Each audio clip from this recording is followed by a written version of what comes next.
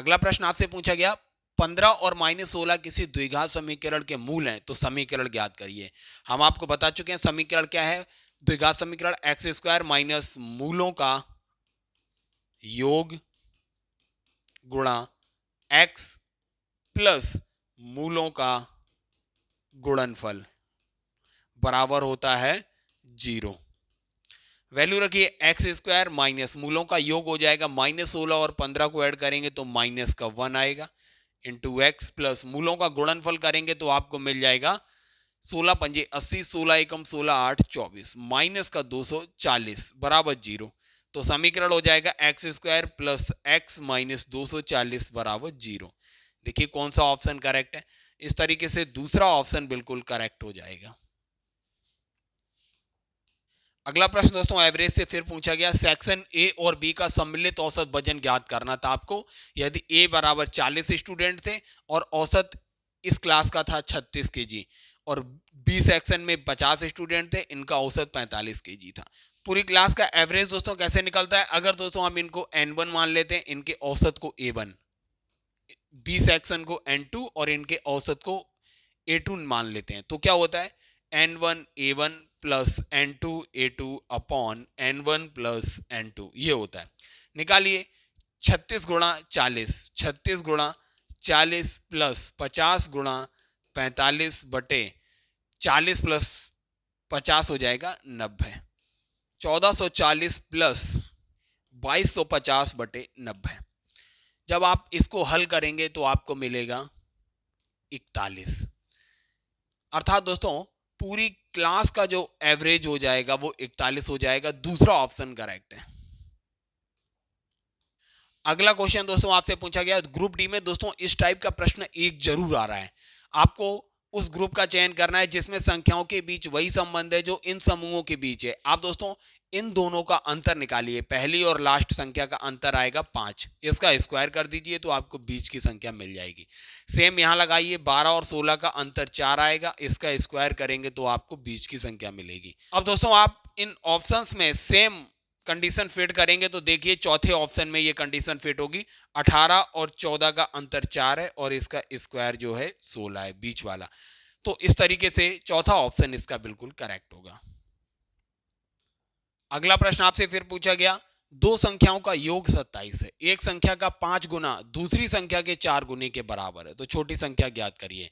अगर दोस्तों दोनों संख्याएं x और y हैं तो ये दिया हुआ था x प्लस वाई बराबर 27 और दूसरी कंडीशन है एक संख्या का 5 गुना दूसरी संख्या के 4 गुने के बराबर है 5x बराबर 4y। तो आपको छोटी संख्या ज्ञात करना था। दोस्तों इसमें देखिए x की जगह आप रख दीजिए 4y बटे 5 इसमें, तो 4y बटे 5 प्लस y बराबर 27 दिया हुआ था। तो ये हो जाएगा दोस्तों 9y बराबर 27 गुणा 5, 9 तियो 27, तो y की वैल्यू यहां से 5 तियो 15 निकल के आई। आपको दोस्तों छोटी संख्या पूछी गई थी तो y की वैल्यू 15 आई, तो यहां से x की वैल्यू निकल के आ जाएगी 12। इस तरीके से छोटी संख्या दोनों में 12 है, तो पहला ही ऑप्शन बिल्कुल करेक्ट है। दोस्तों आपसे ये मेंसुरेशन से प्रश्न पूछा गया। एक बेलन के आधार की त्रिज्या जो थी दोस्तों वो 5 सेंटीमीटर दी हुई थी और बेलन की हाइट जो है h वो दिया हुआ था 7 सेंटीमीटर। आपको आयतन बताना था। तो दोस्तों आयतन क्या होता है बेलन का, पाई आर स्क्वायर एच होता है। तो पाई गुणा आर स्क्वायर क्या हो जाएगा 25 गुणा एच 7 है, तो 25 सत्ते 175 हो जाएगा। 175 पाई सेंटीमीटर क्यूब जो होगा दोस्तों ये आयतन होगा बेलन का। तीसरा ऑप्शन करेक्ट है। दोस्तों त्रिकोणमिति से क्वेश्चन पूछा गया, आपको सरल करना था √1 plus cos A upon √1 minus cos A की वैल्यू। दोस्तों याद रखिए इस टाइप के क्वेश्चन को कैसे सॉल्व करते हैं। 1 plus cos A upon 1 minus cos A, हर का जो कॉन्जुगेट है, जो डिनोमिनेटर का कॉन्जुगेट है उससे ऊपर और नीचे मल्टीप्लाई करिए। 1 माइनस कॉस ए का कंजुगेट क्या हो जाएगा 1 प्लस कॉस ए, तो 1 प्लस कॉस ए से ऊपर और 1 प्लस कॉस ए से नीचे मल्टीप्लाई करिए। क्या हो जाएगा दोस्तों 1 प्लस कॉस ए का ऊपर होल स्क्वायर हो जाएगा, अंडर रूट से बाहर आएगा तो 1 प्लस कॉस ए बचेगा अपॉन नीचे 1 माइनस कॉस स्क्वायर ए हो जाएगा जो साइन स्क्वायर ए होता है, अंडर रूट से बाहर आएगा तो साइन ए बचेगा। इसे कैसे लिख सकते हैं, 1/sin a plus cos A upon sine A. अब दोस्तों ये क्या हो गया, 1/sin a, ये हो गया कॉस ए के, plus cos A upon sine ए हो गया कॉट ए। ये है दोस्तों इसका सरलतम रूप, आपको सरल करना था इस तरीके से। चौथा ऑप्शन बिल्कुल करेक्ट है। दोस्तों आपसे ये प्रश्न पूछा गया समानुपात से, फिर 144 अनुपात बी समानुपात बी अनुपात 36, जहां पर v इज ग्रेटर देन 0 है तो v की वैल्यू ज्ञात करना है। तो दोस्तों आपको क्या दिया, 144 अनुपात b बराबर b अनुपात 36। यहां से b स्क्वायर बराबर हो जाएगा 36 गुणा 144 हो जाएगा, तो v की वैल्यू हो जाएगी 6 गुणा 12, 12 छंग 72, ये आएगी b की वैल्यू। इस तरीके से चौथा ऑप्शन बिल्कुल करेक्ट होगा।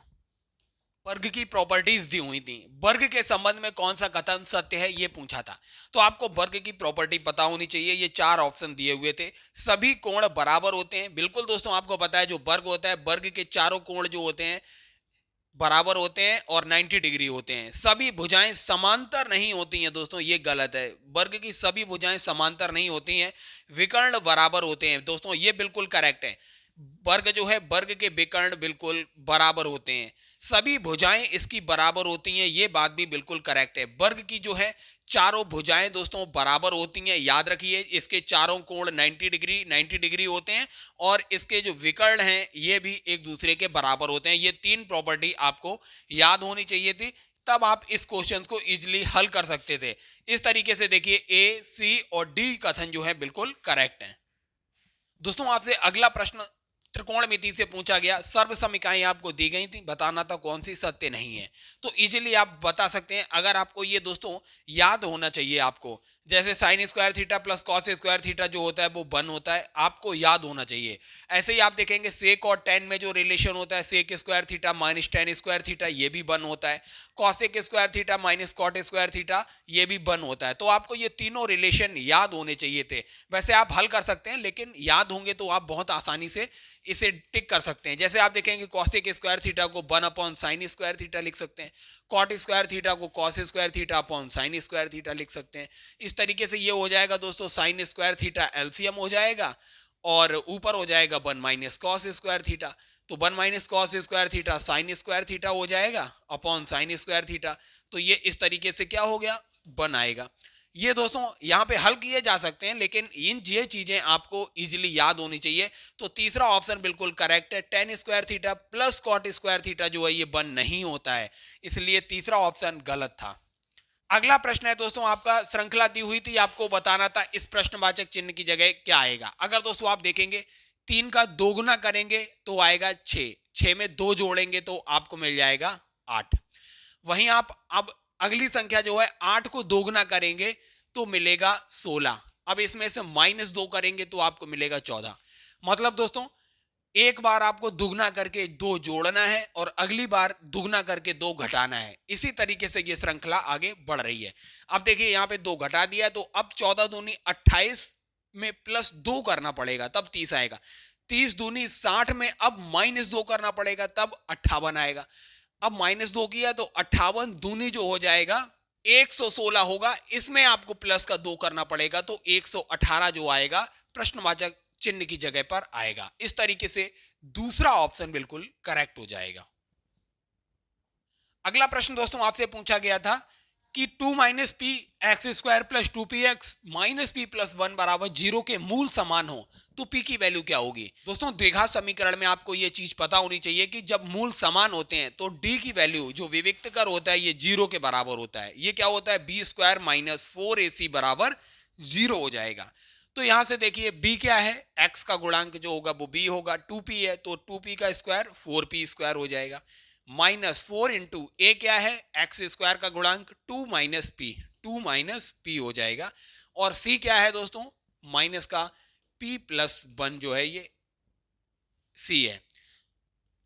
अब ये बराबर 0 होगा। अब द्विघात समीकरण दोस्तों बन जाएगा, क्या होगा, 4p स्क्वायर माइनस ये वाला माइनस इस माइनस से मल्टीप्लाई होगा तो प्लस हो जाएगा, तो ये हो जाएगा 4 इंटू इसका मल्टीप्लाई करेंगे तो हो जाएगा 2p प्लस का 2 माइनस का p स्क्वायर माइनस का p बराबर 0। अब इसे इजिली आप हल कर सकते हैं। ये हो जाएगा 4p² प्लस का, अब देखिए 2p और माइनस का p, ये हो जाएगा प्लस का 1p हो जाएगा, अर्थात p माइनस p² प्लस का 2 बराबर 0। 4 को अंदर मल्टीप्लाई करिए तो क्या हो जाएगा, 4p² प्लस 4p माइनस का 4p² प्लस का 8 बराबर 0। 4p² से 4p² कैंसिल आउट हो गया, तो ये हो गया दोस्तों 4p बराबर माइनस का 8 हो जाएगा, तो p बराबर माइनस का 2 आएगा। यही आपको निकालना था, p की वैल्यू क्या होगी। तो चौथा ऑप्शन बिल्कुल करेक्ट हो जाएगा, p की वैल्यू माइनस का 2 होगी।